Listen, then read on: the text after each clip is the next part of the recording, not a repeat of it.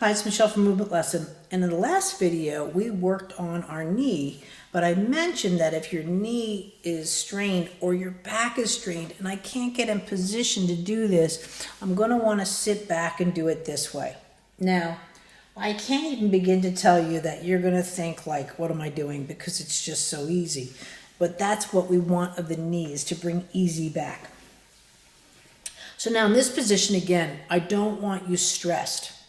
If you need to put your knee under a pillow, or if you just feel that this is just a really nice position to put it in and to start off this way, by all means, right? There's an old Laurel and Hardy joke or whatever, in which I'm showing my age. Oh, if I do this, it hurts. And the doctor says, well, don't do that. You know, this is the same for movement. Athletes in particular really have a way of working through the pain or getting paid to play. And I understand that vocabulary, but at the same time too, you know, you can't always go with the, you know, no pain, no gain approach. In this, it's you know, no pain, gain. And so same thing that we just looked at the last video. I'm just going to come in here. Obviously I can't get to my knee. I don't want to strain my arms out. I'm just going to come in underneath in the groin area, and then also underneath just the back part of my thigh. I'm not going like touch specific, but in this case, what I'm doing is what I call like the downward movement. So what I'm doing is, most people want to go up, up, up, up. The reason the knee's strained is because the knee and the body forgets how to go down or backwards. It's really important with athletes that have better ankle controls or the down, and people want to go up. Like I worked with a skater who was trying to get to nationals, and he just couldn't land and go into his doubles. Well, because his ankle dropped, and that drop stopped the movement, right? And we don't want to stop the movement or have the drop in the knee. Listen, it's going to happen. You go off a plate wrong, you can go off, you know, a pedal wrong. It's going to happen, But what you want to do here is I'm more concentrating on you'll have to go up with the hand, I get it, but the down, right?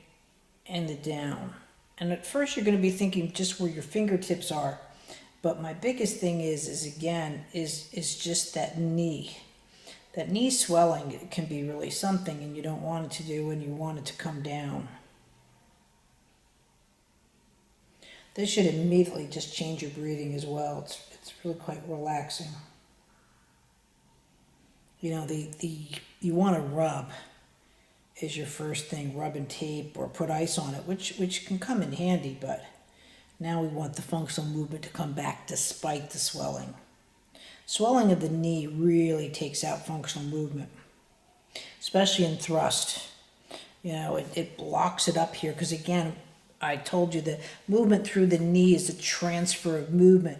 And so when this swells up, you know, if you're just doing a thrust, even just something as simple as this, right? This is where a bad knee takes away these movement vocabularies in your knee, and they start jamming, right? And then that's where people go, oh, my legs are tight and all that. No, because what it is you just don't have that transfer of movement. Now that transfer of movement really should be rotational through the feet and through the knees, and that's where you want all these movements. But we kind of forget that as we age, or we get too muscular in intent. So now I'm coming in here. I'm not grabbing the knee. It's above, right? I'm here, going around my kneecap. Now, obviously, if you've just had surgery, guys, I don't want a heavy torque. And I'm just here.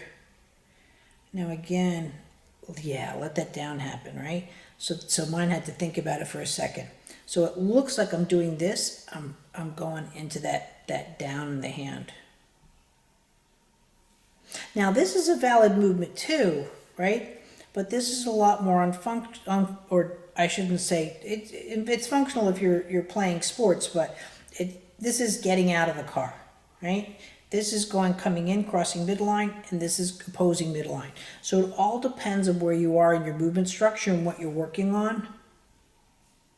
Again, I can do this if my back doesn't hurt, but if my back hurts, I want to stay back as much as possible. We'll get to the lower leg.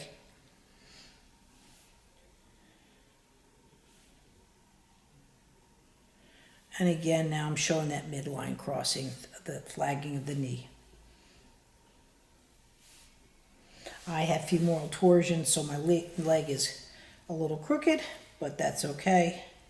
I know how to work with it. Most people don't have it, but just to show here that, so my patella wants to go in, so my midline crossing is here. Yours should be more here, or it's crossing it that way, and that just makes us different.